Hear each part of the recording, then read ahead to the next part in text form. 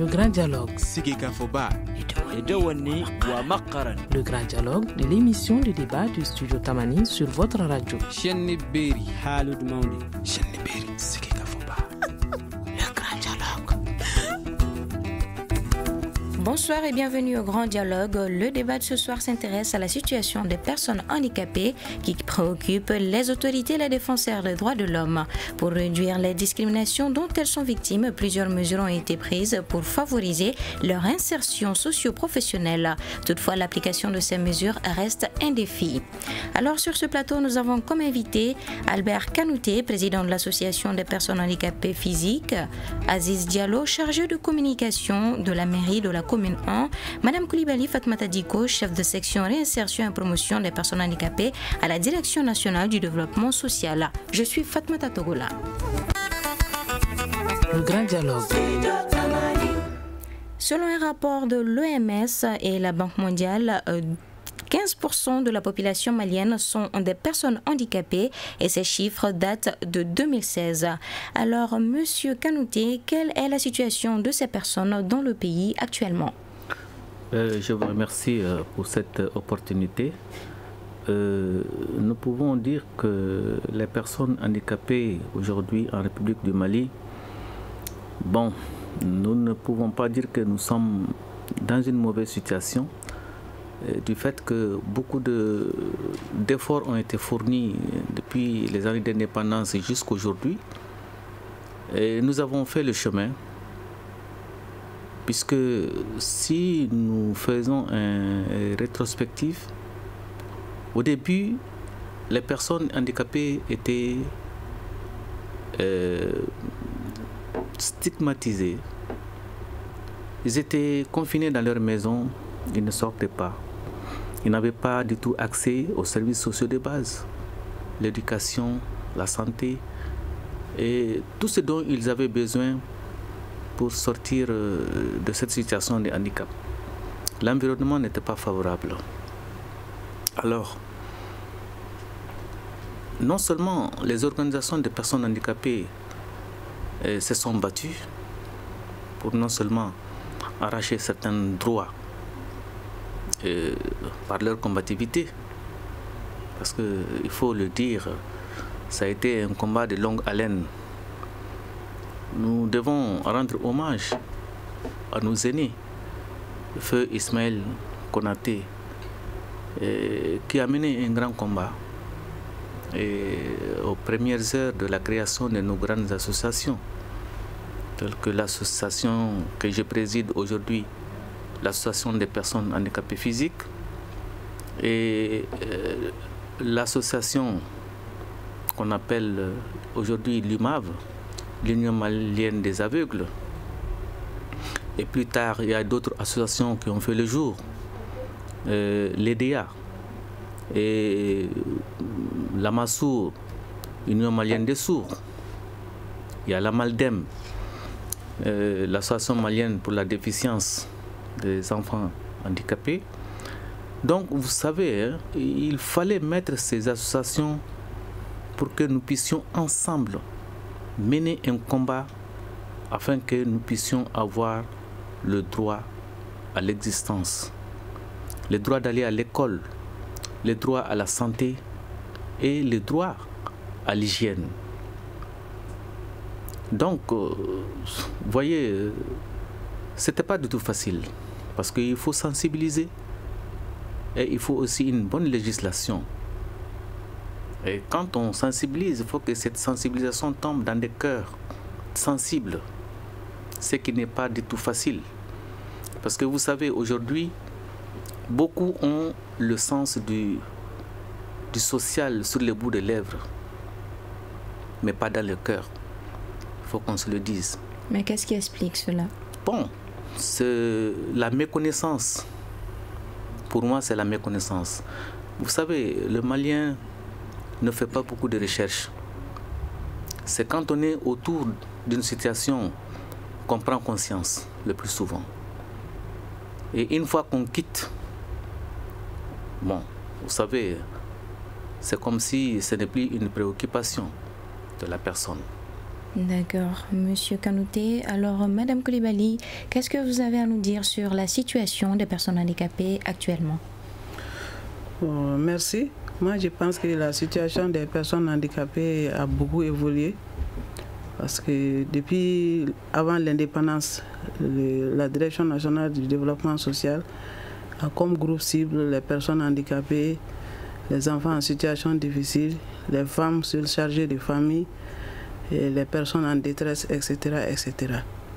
Donc en ces temps-là, comme M. Albert a si bien dit, il y avait beaucoup de discrimination et beaucoup de rejets par rapport aux personnes handicapées. Et en ces temps-là, il n'y avait pas d'association pour la promotion des personnes handicapées. Aujourd'hui, il y a une émergence d'associations, d'ONG et des partenaires techniques et financiers qui s'occupent beaucoup de la promotion des personnes handicapées. Et au niveau étatique, il y a eu beaucoup de changements, toujours pour favoriser la promotion des personnes handicapées, depuis la politique nationale de solidarité pour la promotion des groupes vulnérables. Ensuite, il y a également le développement des actions de solidarité avec sa concrétisation à travers le mois de la solidarité où il y a une inclusion et un attachement particulier en faveur des groupes cibles, y compris les personnes handicapées. Et également, il y a la signature de différentes conventions et de lois par l'État. Et à travers ça, il y a l'application selon les moyens de ces conventions et de ces lois, et y compris la convention relative aux droits des personnes handicapées, ce qui nous a amené à l'adoption de beaucoup de politiques au niveau des différents départements. Dans notre département spécifique, il y a le programme national de réadaptation à base communautaire pour la promotion des personnes handicapées. Et également par rapport à l'éducation, il y a la politique nationale de l'éducation inclusive et spéciale pour la promotion de l'éducation.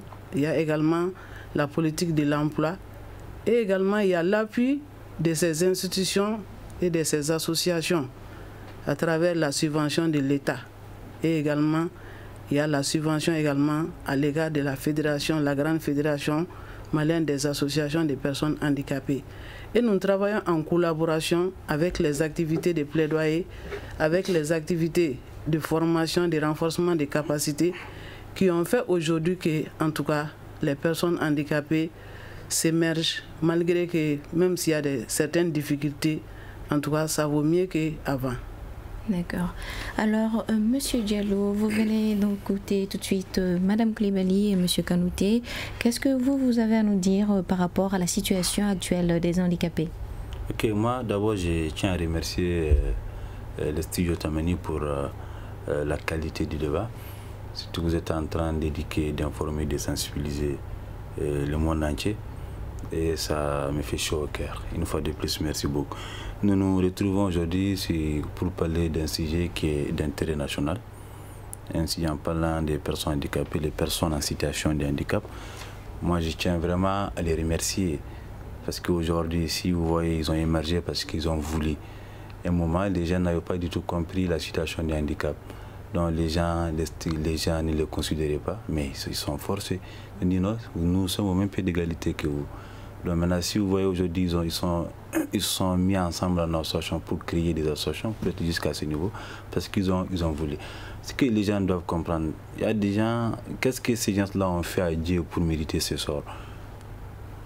Voilà les questions qu'on devait se poser. Et la situation d'un handicap peut arriver à tout un chacun d'entre nous. Quelqu'un, je peux sortir de ce studio, je ne le souhaite pas, faire un accident et puis je deviens handicapé. Est-ce que j'aurais voulu? Je ne l'ai pas voulu. Donc nous sommes au même pied d'égalité.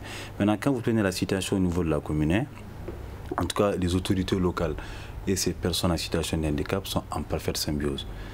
Donc, je me rappelle la première rencontre que le maire Mamadou Beketa a initiée quand il est devenu maire. Il a rencontré d'abord les personnes en situation de handicap pour demander qu'est-ce qu'ils veulent, pour que vraiment la situation puisse changer.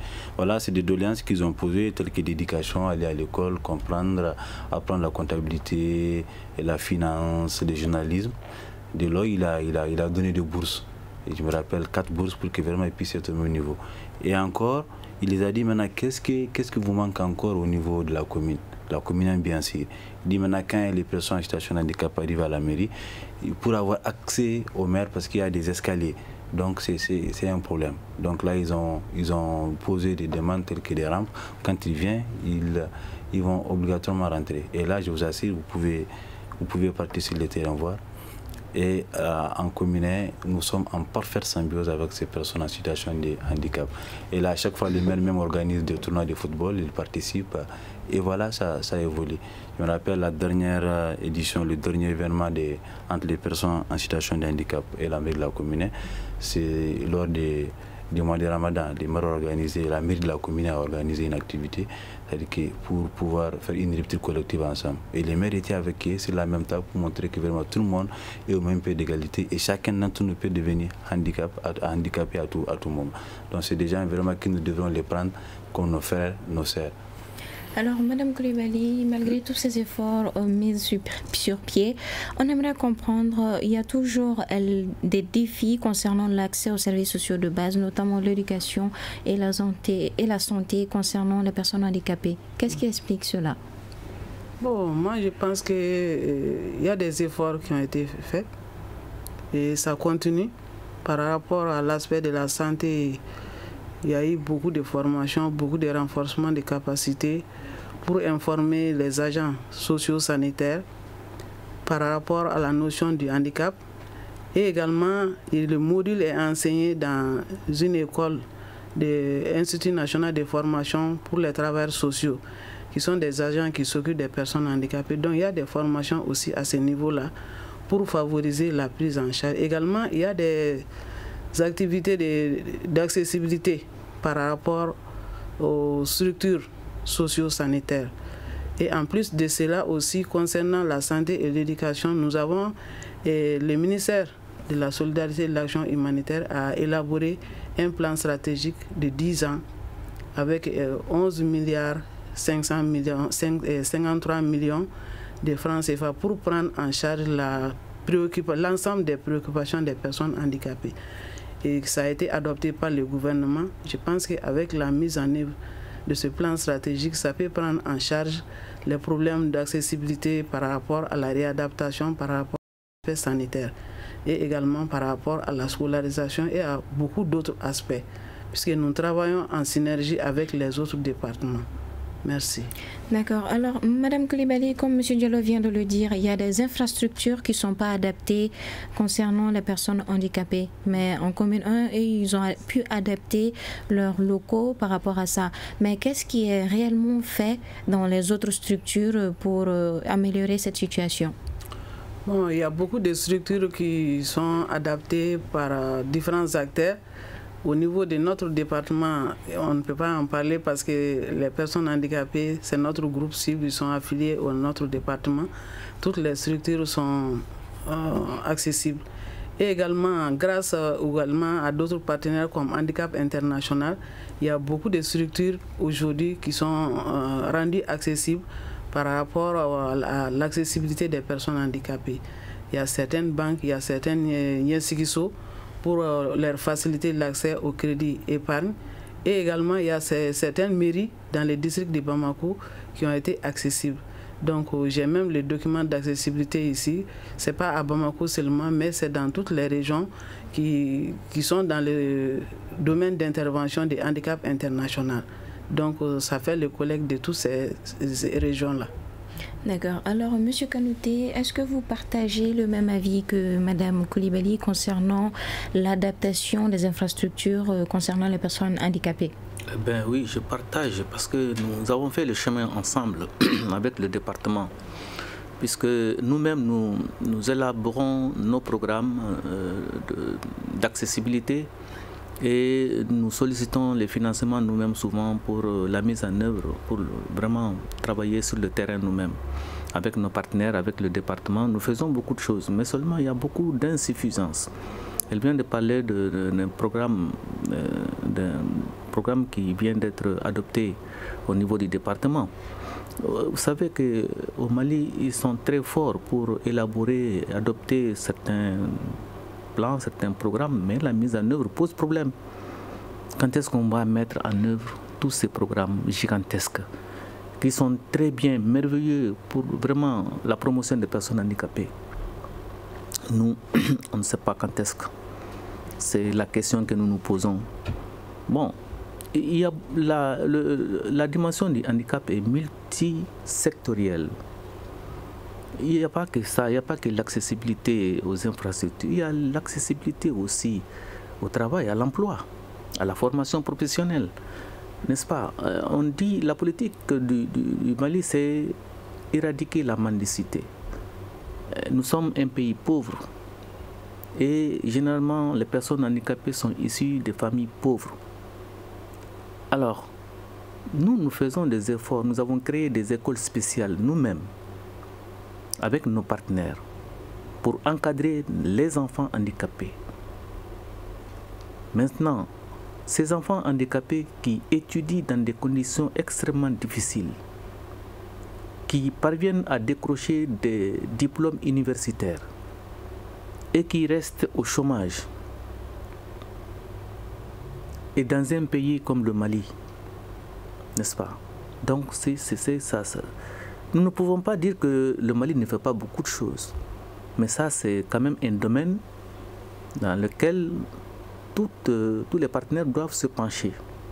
C'est un problème qui est là et nous devons vraiment réfléchir comment trouver une solution au problème de l'emploi, au problème de santé. Déjà, il y a beaucoup de structures qui ont été faites. Nous-mêmes, nous avons créé des structures, n'est-ce pas, pour prendre en charge certains domaines avec les partenaires.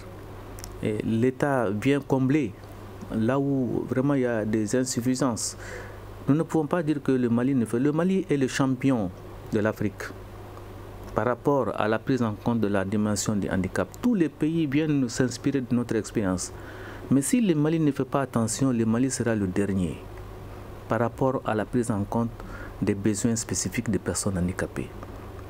Parce que tous les pays qui sont venus s'inspirer de leur expérience, de notre expérience, sont en avant aujourd'hui.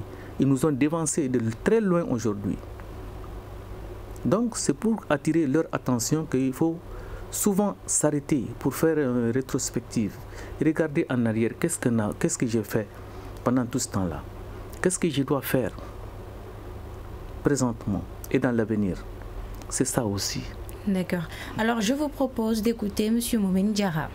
Vous savez, dans notre société, lorsqu'un enfant vient au monde avec un handicap, généralement il n'est pas bien accueilli dans la famille, ni par la famille, ni par son entourage à cause du handicap. Soit il est rejeté, soit il est surprotégé. Je crois que ça, c'est des attitudes négatives que nous pouvons constater dans la vie quotidienne. Et cela constitue un obstacle à l'épanouissement de l'enfant. Le deuxième problème qui se pose, c'est le problème de la scolarisation. Alors pour que l'enfant handicapé aille à l'école, ce n'est pas toujours évident. Mais ceux qui ont la chance d'aller à l'école font l'objet de railleries en général. Les enfants qui sont dans les institutions spécialisées, telles que l'IGIA, la Maldem et la Massou, ils sont confrontés souvent à des difficultés d'ordre matériel. Soit le manuel pédagogique, ils ne l'ont pas comme à souhait, soit les matériels didactiques manquent parce que ces matériels coûtent énormément cher et souvent c'est pas sur le marché local. Il y a par rapport à l'accessibilité, la transcription par exemple des documents ou des livres en braille n'est pas souvent assurée faute de moyens techniques suffisants. Et généralement les bâtiments publics ne sont pas adaptés pour faciliter l'accès des personnes en situation de handicap, surtout les personnes handicapées motrices. Par rapport à la formation professionnelle, que là aussi il y a des difficultés et des difficultés majeures surtout au niveau de l'obtention d'un emploi. Mais malheureusement depuis 2012, le recrutement a été exceptionnel dans la fonction publique des diplômés handicapés a été interrompu. Les handicapés diplômés sont obligés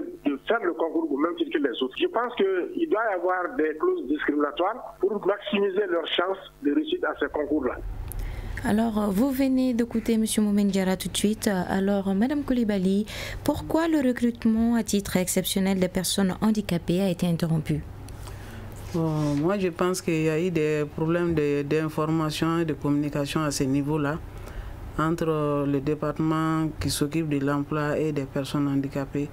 Et également, ça dépend aussi de la motivation de tout un chacun par rapport aux leaders. Parce que quel qu'en soit le problème de handicap, c'est une question des personnes. Donc certaines peuvent être bien mobilisées par rapport à la promotion des personnes handicapées et d'autres peuvent être moins motivées Sinon, c'est un problème qui demeure une réalité, mais ça dépend de la gestion de tous les responsables. D'accord, mais qu'est-ce qui explique cette situation? Bon, moi, ce que je vous ai dit, hein, ça dépend des problèmes d'insuffisance de communication et également des questions de personnes. Sinon, ça relève de la responsabilité de tout un chacun de bien s'occuper de la promotion de ces personnes vulnérables. D'accord. Alors, M. Diallo, selon vous, pourquoi le recrutement à titre exceptionnel des personnes handicapées a été interrompu? Non, ça, vraiment, je ne saurais répondre à la question. Ça, la personne la mieux indiquée qui peut nous clarifier par rapport à ça, c'est Mme Ducot qui est sur le plateau. Parce que monsieur, elle est dans le domaine. Maintenant, en tout cas, les personnes en situation de handicap, on ne devrait pas, pour moi, quand tu me demandes, on doit les mettre au même pied d'égalité que ces gens-là aujourd'hui, pour éviter des discriminations entre les gens. Parce qu'ils étaient dans les mêmes écoles, ils ont appris les mêmes choses que les autres. Donc à ce niveau, c'est les gens. Moi, je veux pas qu'on crée des discriminations, des fossés entre les gens-là, entre les personnes en situation de handicap et les personnes normales. Ils sont tous au même pied d'égalité. Je vais juste prendre l'exemple encore au niveau de la commune. Monsieur Kanouté l'a si bien dit, la création de l'emploi, c'est aujourd'hui un problème national ou international. Mais au niveau local, le maire Mamadou Keïta est en train de chercher à insérer ces personnes en situation de handicap. Mais qu'est-ce qui a motivé le maire? Parce que ces personnes-là sont fières et il y a une fierté en eux-mêmes. C'est eux qui sont venus, qui sont motivés, qui sont venus voir le maire. Monsieur le maire, voilà ce que nous avons envie de faire. Ils sont venus avec des projets. Et ces projets, nous sommes en train de chercher à les financer, afin que ça soit une réalité. En coupe-couture, en informatique, et beaucoup de choses. Ils ont même demandé un site où ils peuvent s'installer pour faire du commerce, de l'artisanat. Tout ça, c'est des motivations. Donc, si toutes les personnes en situation de handicap arrivent à faire comme ces gens de la commune, vous allez voir dans un souper, le taux de chômage à ce niveau-là va diminuer. D'accord. Alors, nous allons observer une courte pause avant de nous retrouver sur ce plateau. Vous écoutez Studio Tamani, votre avis nous intéresse. Écrivez vos commentaires et suggestions sur la page Facebook et dialoguez avec nous. Studio Tamani, aussi les réseaux sociaux. Ce soir, le grand dialogue réfléchit sur la situation des personnes handicapées au Mali. Nos invités sur ce plateau, Albert Kanouté, président de l'Association des personnes handicapées physiques, Aziz Diallo, chargé de communication de la mairie de la commune 1, Madame Koulibaly Fatmata Diko, chef de section réinsertion et promotion des personnes handicapées à la Direction nationale du développement social. Alors, Monsieur Kanouté, les 23 et 24 mars dernier, lors du Forum africain des personnes handicapées à Bamako, un plan stratégique a été élaboré pour la promotion socio-économique des personnes en situation de handicap au Mali 2015-2024. Où en sommes-nous avec la mise en exercice de ce plan stratégique? C'est la question qui reste posée et qui restera posée. Nous avons participé à son élaboration et il reste au gouvernement de l'adopter et de mettre en œuvre. Mais un programme qui a été élaboré en 2015, nous sommes en 2017. Si la mise en œuvre n'est pas effective jusqu'à ce jour, pendant combien de temps nous allons bénéficier de ce plan? Donc c'est ce qui reste un problème. Parce que tous les aspects ont été pris en compte dans ce programme-là. Du fait que nous étions là, nous étions des acteurs, nous avons participé, nous n'avons rien omis. Et c'était à notre avantage puisque nous sommes les bénéficiaires. Mais je vous dirais... c'est dans 10 ans peut-être que la mise en œuvre va être effective. Je n'ai pas confiance que ce programme va être mis en œuvre. Pourquoi ce manque de confiance? Le Mali, c'est le champion d'élaborer, d'adopter des documents comme je viens de le dire. N'est-ce pas? Signer et ratifier les conventions. Mais la mise en œuvre restera toujours un problème. J'ai toujours interpellé le département par rapport à cet aspect. Interpeller le gouvernement, mon ministre même par rapport à cela. Et à chaque fois que nous avons des rencontres, nous faisons un rappel à quand la mise en œuvre de ce plan. Mais vous savez, le Mali est tel qu'il est. Je pense que nous allons mettre du temps. Je voudrais revenir peut-être au problème de l'emploi, qui est vraiment une problématique. Depuis 2012, vous savez qu'il y a eu un événement, il y a eu un coup d'État au Mali. Et la situation sécuritaire n'est pas telle que les partenaires pourront rester. Beaucoup de nos partenaires sont partis. c'est eux qui nous aidaient à financer nos projets, à former, n'est-ce pas, nos militants. Certains ont fermé boutique. Donc le problème de l'emploi restera toujours un problème. Ça nous préoccupe aujourd'hui. Et du fait qu'il y a eu un coup d'État, les hommes ont changé à la tête de l'État. Ils n'avaient pas les mêmes visions que les précédents. Donc, si bien que pour eux, il faut de l'excellence. L'excellence, c'est bien. C'est ce qui fait marcher un pays. Mais une personne handicapée qui arrive à décrocher un diplôme universitaire, on peut dire qu'il est excellent. Et pourtant, toutes les personnes en situation de handicap qui ont pu obtenir de l'emploi, qui travaillent aujourd'hui dans la fonction publique, ils ont donné leurs preuves. C'est des gens qui sont très efficaces et toujours bien félicités. Bon, si depuis une vingtaine d'années, on nous accordait un quota, et brusquement, on arrête. Et nous avons interpellé le gouvernement, surtout le ministre de la fonction publique. Nous l'avons interpellé. Nous avons fait une sitting pour qu'elle soit beaucoup plus sensible par rapport à cet aspect-là. Mais rien n'a changé. Rien n'a changé. Dans un pays comme le nôtre, nous avons donné vraiment... nous avons fait beaucoup de sensibilisation, beaucoup de dialogue par rapport à ça, mais rien ne change. Nos enfants sont dans les rues, sans espoir de trouver un emploi un jour. Ils ne peuvent pas faire la police. On est en train de recruter beaucoup de policiers actuellement. Ils ne peuvent pas faire le service militaire. Ils ne peuvent pas aller à la douane. Quelle chance on doit leur accorder si ce n'est pas la fonction publique? Moi, je crois qu'il faut que on se penche vraiment. Cet aspect emploi vraiment nous préoccupe vraiment énormément. D'accord. Alors, Madame Coulibaly, comme il a dit, cet aspect emploi, pouvez-vous nous dire quel est le taux actuel des personnes handicapées qui ont un emploi?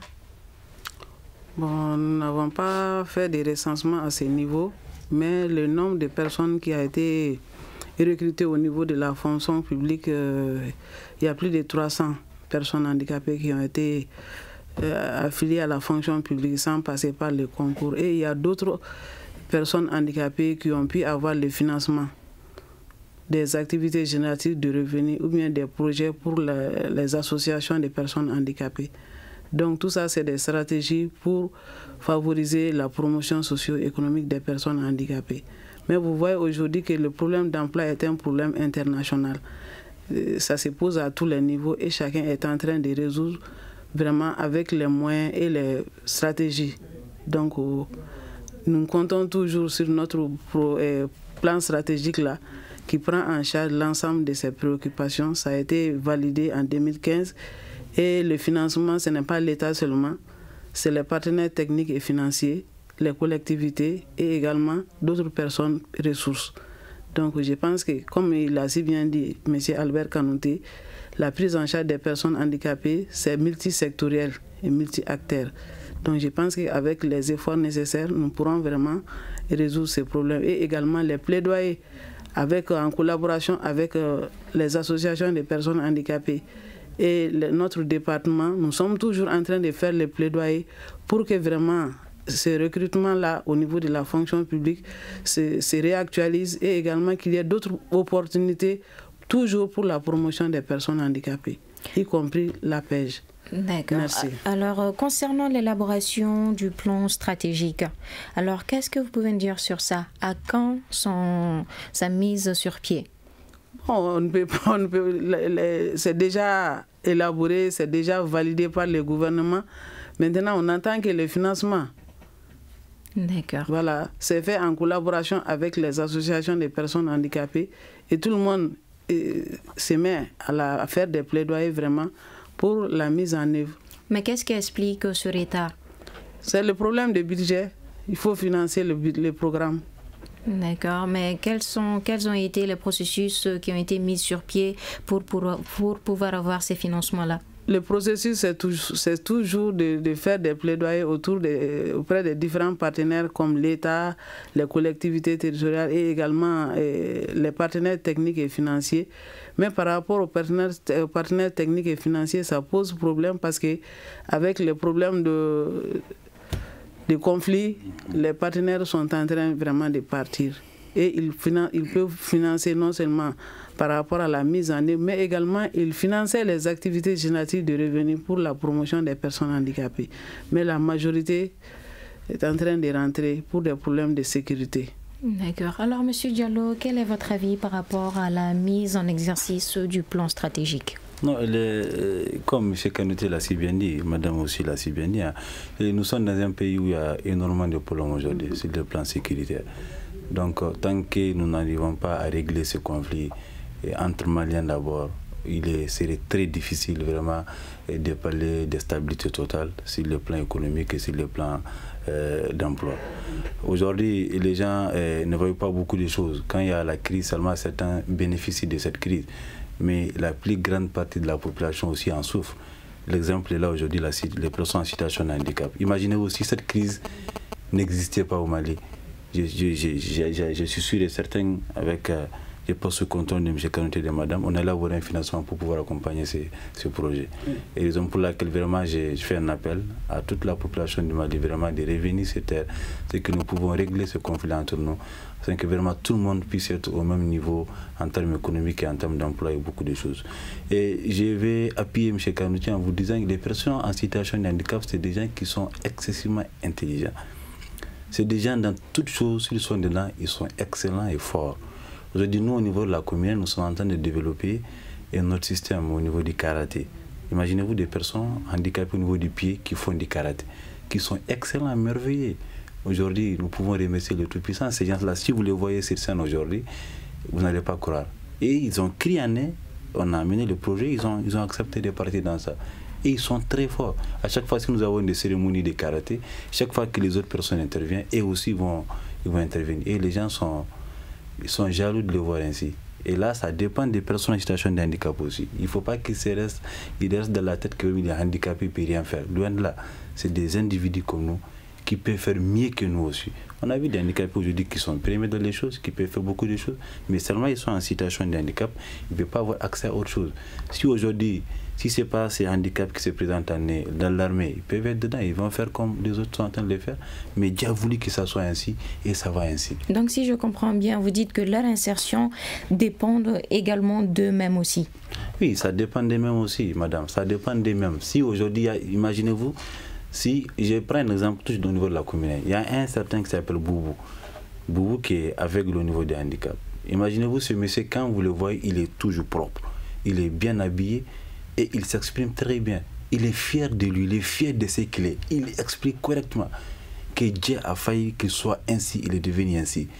Et c'est grâce à ça aussi qu'il est ce qu'il est aujourd'hui. Aujourd'hui, il travaille. Il est très fier de lui. Mais imaginez-vous si le fait qu'il est devenu aveugle, il est parti à la maison, caché dans sa maison, il ne sortait pas, il n'allait jamais voir ce travail-là. Mais il a créé en lui, il a dégagé ce stress-là et il est ce qu'il est aujourd'hui. Il est très fier de lui. Et si tous les handicapés sont fiers d'eux-mêmes, je vous assure, beaucoup de choses vont diminuer en termes d'emploi. Il y a des handicapés aujourd'hui qui viennent chez nous, qui ont des diplômes de santé. Imaginez, des médecins. Des médecins, c'est une fierté. Et les maires essaient de les envoyer à ça dans les hôpitaux, au niveau des CCRF, au niveau des CESCOM. Et c'est des gens, quand ils partaient, les gens les minimisaient. Mais je vous assure, quand on le mettait à la pratique, ils sont excellents. Donc c'est pour juste confirmer l'idée de M. Kanouté, les personnes en situation de handicap, ils sont excellents dans tout ce qu'ils font. Ils ont besoin d'être accompagnés et on doit les accompagner. D'accord. Alors, M. Kanouté, quelles sont les attentes exactes des personnes en état de handicap? Bon, notre attente, l'une des attentes qui nous préoccupe aujourd'hui, c'est la mise en œuvre effective de la réadaptation à base communautaire dont vient de faire allusion Mme Coulibaly. Vous savez, c'est un programme national. Si par exemple ce programme est mis en œuvre correctement, les collectivités vont être impliquées parce qu'il y a un bureau de RBC dans tous les quartiers du Mali. Et dans tous les quartiers de Bamako, il y a un comité RBC. Un comité RBC. Un comité RBC. Et qu'est-ce que c'est que RBC même? La réadaptation à base communautaire. D'accord. Donc, vous savez, de l'implication de toutes les parties prenantes, la famille, la communauté, dans la prise en charge de la dimension du handicap. Donc, par exemple, au niveau de chaque commune, nous devons être impliqués dans l'élaboration des PDSEC, programme de développement sectoriel. Si toutes les communes prenaient au moins l'appareillage de 3 ou 4 personnes handicapées par an dans leur programme annuel, donner au moins 3 moyens de déplacement à chaque personne handicapée par an, ou bien scolariser un nombre d'enfants par an, on met ça dans le PDSEC. Et pendant la mise en œuvre, nous devons être là aussi, non seulement à l'élaboration, mais la mise en œuvre aussi, pour faire le suivi de ce qu'on met dans le programme et la mise en œuvre. Si toutes les communes faisaient comme cela, est-ce que ça ne va pas diminuer les charges même de l'État? Mais le programme est là. La RBC, c'est un programme qui est là il y a plus de 20 ans. Il y a plus de 20 ans. Madame est la coordinatrice de la RBC en République du Mali. Nous-mêmes, nous avons été faire des ateliers sous-régionaux par rapport à la RBC. Vous savez, nous sommes venus avec des nouveaux documents que l'Organisation mondiale de la santé a produits. Et jusqu'au jour d'aujourd'hui, nous n'avons pas pu faire la restitution en République du Mali. Pourquoi? Parce que les autorités ne veulent pas la mise en œuvre de cette politique. Mais pourquoi les autorités ne veulent pas la mise en œuvre de cette politique? Nous les avons interpellés en son temps. Nous les avons interpellés, mais jusqu'aujourd'hui, nous n'avons pas pu faire cette restitution. Et ce qui avait été mandaté par rapport à cette activité sous-régionale, n'est-ce pas? Donc, vont céder leur place en 2018 à d'autres personnes. Et nous n'avons pas encore fait la restitution. Vous voyez, c'est pourquoi je dis qu'au Mali, je ne sais pas ce qui nous freine, nous étions les champions, nous étions les meilleurs par rapport à la prise en compte des besoins spécifiques des personnes handicapées. Mais si nous ne faisons pas attention, nous serons les derniers. Je tiens à le dire sur ce plateau, parce qu'il faut dire la vérité là où il faut le dire. Nous avons besoin de médecins à notre chevet, au chevet du Mali, pour que vraiment toutes les politiques qui ont été mises en place, qui ont été élaborées, puissent trouver vraiment des solutions pour qu'on puisse les mettre en œuvre efficacement. Ils sont le fruit de réflexions d'éminents chercheurs, des spécialistes. Donc, si nous parvenions à les mettre en œuvre, cette seule politique-là peut trouver une solution à tous les problèmes auxquels les personnes handicapées sont confrontées. Et le témoin, elle est là. Alors, mais qu'est-ce que vous comptez faire pour pallier cette situation-là? Mais nous allons continuer à sensibiliser, à interpeller le gouvernement pour qu'on puisse mettre en œuvre le programme RBC. Si la Direction nationale de développement social, son département, n'est-ce pas, se mêle, parce que vous savez, hein, c'est une question de gros sous, et je pense que c'est une politique nationale qui est déjà adoptée par le Mali. Toutes les directions régionaux sont impliquées dans la mise en œuvre de cette politique-là. Et il y a un budget pour cette politique-là. Donc, s'il y a déjà un budget qui est voté chaque année, nous ne voyons aucune difficulté par rapport à sa mise en œuvre. Aucune difficulté. Où va l'argent que l'État malien donne pour la mise en œuvre de cette politique-là? Donc, nous sommes inquiets parce que de génération en génération, on ne fait que reculer. Le social va en reculant en République du Mali. Le premier président de la République du Mali, Feu Modibo Keïta, il a donné le prix que Lénine lui a offert.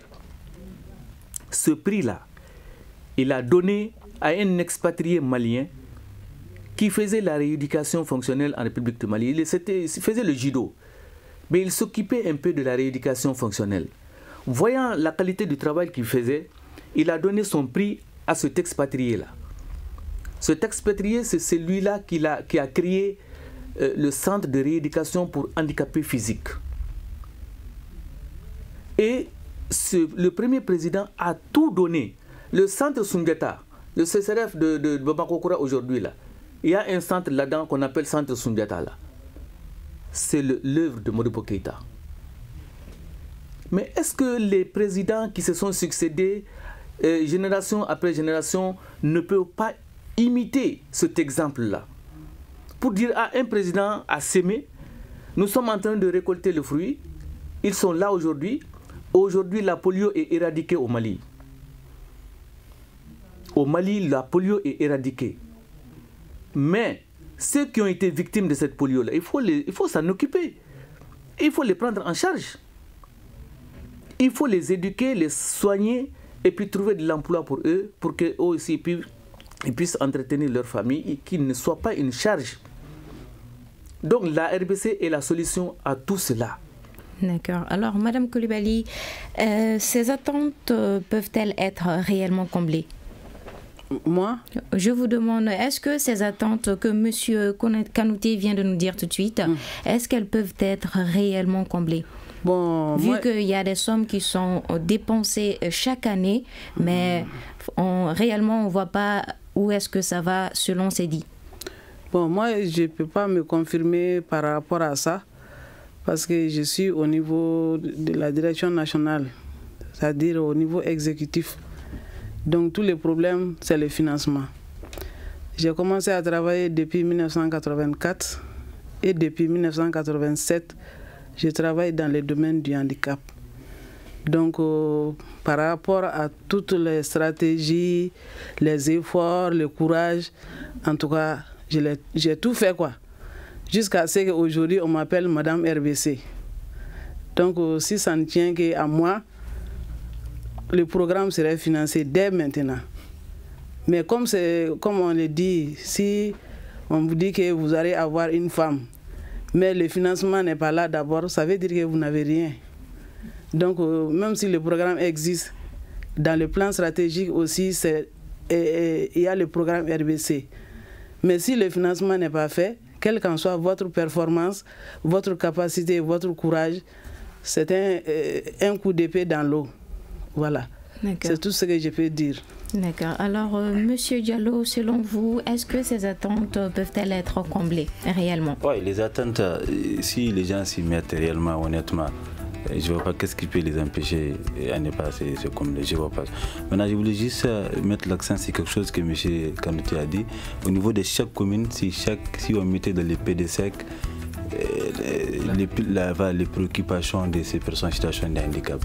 Nous, on vient d'arriver, mais malgré que ce n'est pas dans le PDSEC, mais on a fait beaucoup de choses, je l'ai dit tantôt, le maire Mamadou Keïta, il a donné des bourses aux personnes en situation de handicap. Il est en train de faire beaucoup de choses pour que vraiment ces gens-là, même acheter des motos tricycles pour ces personnes en situation de handicap, pour pouvoir alléger ces choses. Chaque année aussi, il donne 4 bourses aux personnes en situation de handicap au niveau supérieur. Donc vous voyez, donc déjà au niveau de la commune, on a empâté les pas. Et vraiment, j'invite aussi à tout le monde, à toutes les autres communes, de faire la même chose que nous. On va aider l'État, c'est au niveau local. On dit maintenant la décentralisation poussée. Chacun va s'occuper de soi-même. Donc nous, en tout cas, en commune, on va s'occuper de nos personnes en situation de handicap. Nous sommes de la même famille. Et tout ce qu'on peut faire pour eux, on va les faire sans souci et sans regret.